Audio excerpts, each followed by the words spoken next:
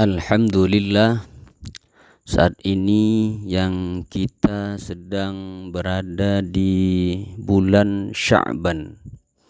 Bulan Sya'ban yang merupakan bulan ke-8 pada tahun Hijriyah. Bulan Sya'ban yang letaknya atau posisinya berada di antara bulan Rajab dan bulan Ramadan.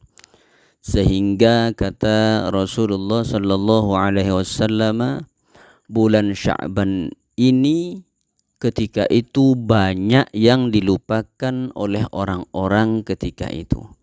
Sehingga Rasulullah sallallahu alaihi wasallam memberikan perhatian secara khusus kepada bulan Sya'ban, yakni dengan memperbanyak puasa ketika itu Rasulullah. Makanya sampai-sampai dikatakan bahwa Rasulullah sallallahu alaihi wasallam pernah melakukan puasa di bulan Sya'ban sampai penuh 1 bulan, full 1 bulan. Ya. Bahkan puasanya Rasulullah sallallahu alaihi wasallam nyambung, ya, yasilu bihi Ramadan. Puasa Sya'ban Rasulullah full, kemudian masuk bulan Ramadan, kemudian dilanjutkan dengan bulan berpuasa di bulan Ramadan tersebut, ya. Makanya Rasulullah ini adalah sebagai bentuk perhatian Rasulullah sallallahu alaihi wasallam kepada bulan Sya'ban, ya, karena posisinya yang berada di antara bulan Rajab dan bulan Ramadan. Bulan Rajab yang merupakan bulan ke-7 di dalam tahun Hijriah dan Ramadan merupakan bulan ke-9. Jadi Sya'ban yang berada di tengah-tengahnya banyak dilupakan oleh orang-orang ketika itu. Sehingga Rasulullah sallallahu alaihi wasallam memberikan perhatian secara khusus kepada bulan Sya'ban. Maka yang hari ini kita masih berada di bulan Sya'ban, yang hari ini merupakan kita sudah berada pada hari yang ke-13 atau tanggal 13 di bulan Sya'ban tahun ini. Ini menunjukkan bahwa kurang lebih berapa hari saja lagi, 16 hari atau 17 hari, maka bulan Sya'ban pun akan meninggalkan kita semua, dan kita setelah berakhirnya Sya'ban nanti akan bertemu dengan bulan yang sangat kita tunggu-tunggu kedatangannya. Kita akan bertemu kembali dengan bulan yang sangat kita nanti-nantikan kehadirannya, yaitu bulan suci Ramadan. Mudah-mudahan kita semua oleh Allah masih diberikan karunia berupa panjang umur, sehat zahir dan batin, sehingga benar-benar kita bisa bertemu dengan bulan Ramadan dan tentunya juga bisa melaksanakan puasa di bulan Ramadan selama sebulan penuh nantinya. Makanya Rasulullah sallallahu alaihi wasallam jauh-jauh hari sebelum memasuki bulan Ramadan, beliau sudah mengajarkan kepada kita suatu doa yang bisa kita baca agar kita bisa dipertemukan dengan bulan suci Ramadan. Makanya Rasulullah sallallahu alaihi wasallam ketika sudah memasuki bulan Rajab, maka beliau akan senantiasa berdoa, Allahumma barik lana fi Rajab wa Sya'bana wa ballighna Ramadan. Allahumma barik lana fi Rajab. Ya Allah, berkahilah kami pada bulan Rajab.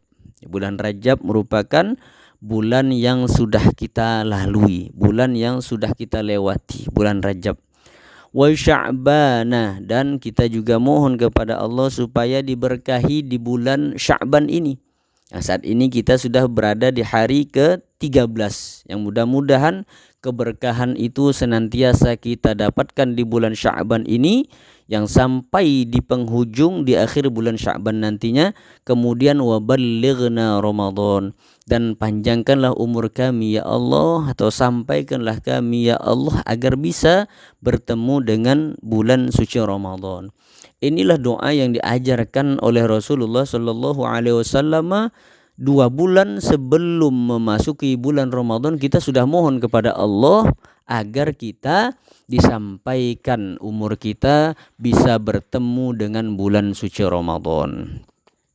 Jadi alhamdulillah yang saat ini kita sudah berada di hari yang ke-13. Itu artinya bahwa sebentar lagi kita akan memasuki bulan suci Ramadan.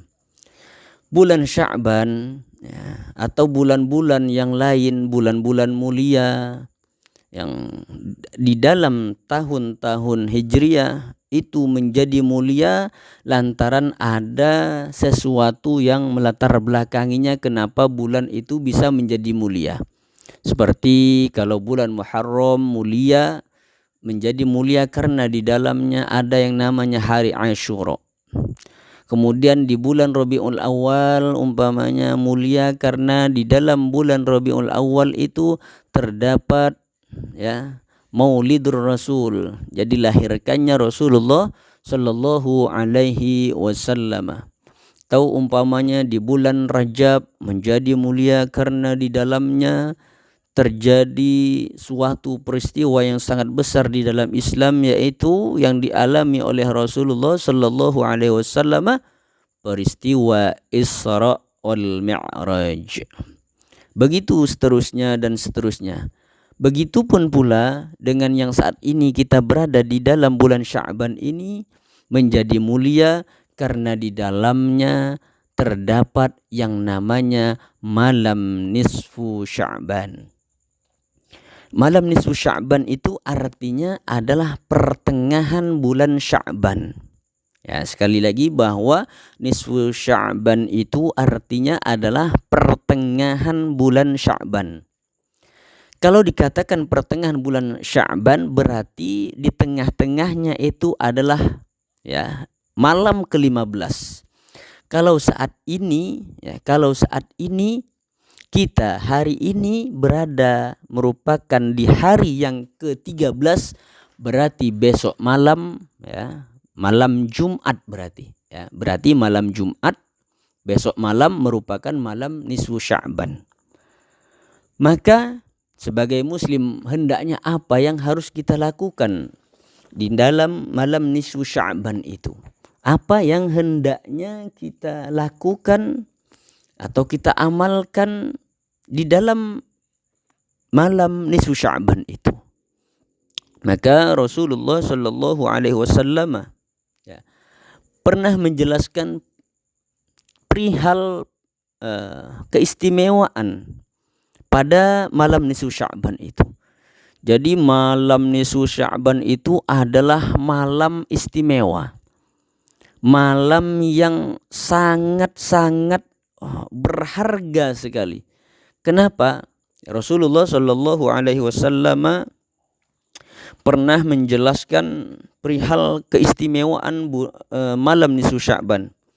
Rasulullah Shallallahu Alaihi Wasallam menyebutkan, "Idza kanat lailatun nisfi min Sya'ban," kata Rasulullah, apabila datang ada malam nisfu Sya'ban. Sekali lagi, nisfu Sya'ban artinya pertengahan bulan Sya'ban. Berarti besok malam. Kalau hari ini hari Rabu berarti besok malam ya. Nanti malam Kamis malam ke-14. Berarti malam ke-15-nya adalah malam Jumat besok malam. Idza kanat lailatun nisfi min Sya'ban, kata Rasulullah, apabila datang tiba ada malam nisfu Sya'ban, apa yang sangat dianjurkan? Apa yang dianjurkan oleh Rasulullah Shallallahu Alaihi Wasallam apabila kita bertemu dengan malam nisfu Sya'ban? Rasulullah mengatakan, faqumu lailaha, maka hendaknya kita mendirikan mendirikan malam nisfu Sya'ban itu. Maka hendaknya kita mendirikan malam nisfu Sya'ban. Mendirikan malam nisfu Sya'ban seperti apa? Ya tentunya mendirikan malam nisfu Sya'ban dengan memperbanyak beribadah kepada Allah Subhanahu wa taala. Ya, apa saja ibadahnya terserah ya. Kalau kita di Indonesia terkadang ya, setelah maghrib malam nisfu Sya'ban itu baca Yasin 3 kali. Apakah boleh? Boleh. Ya, amalan-amalan yang lain apakah boleh? Boleh. Ya, mau baca Quran sampai sekian juz ya, boleh-boleh saja, apa saja. Karena di sini tidak disebutkan ibadah khusus ya. Jadi ibadah apapun saja boleh. Makanya Nabi cuma menyebutkan faqumu lailaha, maka hidupkanlah malam nisfu Sya'ban itu. Ya tentunya menghidupkan dengan memperbanyak beribadah kepada Allah Subhanahu wa taala. Baca Al-Qur'an, berzikir, baca sholawat dan ibadah-ibadah yang lainnya tentunya. Itu di malam harinya. Jadi Rasulullah menganjurkan supaya kita ya mendirikan malam nisfu Sya'ban itu. Kemudian di siang harinya kata Rasulullah sallallahu alaihi wasallam wasumu naharaha. Dan di siang harinya di hari ke-15 bulan Sya'ban itu kata Rasulullah wasumu naharaha, supaya kita melakukan puasa di hari ke-15-nya itu. Terus fa innallaha yanzilu fiha, karena sesungguhnya kata Rasulullah Allah Subhanahu wa taala menurunkan rahmat-rahmatnya pada malam nisfu Sya'ban itu. Mulai kapan Allah Subhanahu wa taala ya menurunkan rahmatnya itu di dalam nisfu Sya'ban, yaitu li ghurubis syamsi ila sama'id dunya. Ya, dimulai li ghurubis syamsi, mulai terbenamnya matahari. Ya, mulai terbenamnya matahari Allah menurunkan rahmatnya di situ. Ila sama'id dunya, kepada langit dunia. Fayaqulu, kemudian Allah Subhanahu wa taala berfirman. Apa kata Allah Subhanahu wa taala? Di sini disebutkan ala min mustaghfirin li. Ala min mustaghfirin li, kata Allah. Ayo, siapa yang mohon ampun kata Allah Subhanahu wa taala. Siapa yang mau bertaubat, siapa yang mau minta ampun, yang mau beristighfar li kepadaku kata Allah, maka fa'aghfir lahu, maka aku akan berikan ampunan kepadanya. Jadi pada malam nisfu Sya'ban, siapa yang mohon ampun kepada Allah Subhanahu wa taala, maka akan diberikan ampunan kepada orang tersebut oleh Allah Subhanahu wa taala. Kemudian ala mustarziqun, siapa kata Allah yang mau memohon kepadaku untuk meminta rezeki kepadaku kata Allah, fa'arzuqahu, maka aku akan berikan rezeki kepadanya. Bagi yang memohon kepadaku kata Allah, memohon rezeki kepadaku di malam nisfu Sya'ban, maka akan aku berikan rezeki itu. Ala mudbatallan fa'u'afiyahu, dan adakah kata Allah Subhanahu wa taala yang ketika itu mendapatkan cobaan, diberikan sakit, diberikan cobaan oleh Allah Subhanahu wa taala, kemudian orang tersebut memohon kepada Allah Subhanahu wa taala di dalam malam nisfu Sya'ban, pada malam nisfu Sya'ban ketika itu, fa'u'afiyahu, maka akan aku berikan kesembuhan bagi yang sakit, yang diberikan masalah, yang mohon agar masalahnya segera diberikan jalan keluar oleh Allah, maka akan diberikan jalan keluar oleh Allah Subhanahu wa taala. Ala kadza la kadza, kata Rasulullah. Kemudian siapapun yang meminta begitu seterusnya dan seterusnya. Siapa yang memohon kepada Allah di malam itu, maka akan Allah berikan sesuai apa yang dia minta.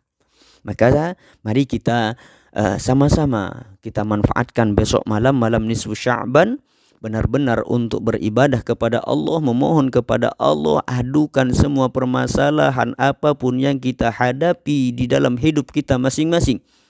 Kita mohonkan kepada Allah Subhanahu wa taala.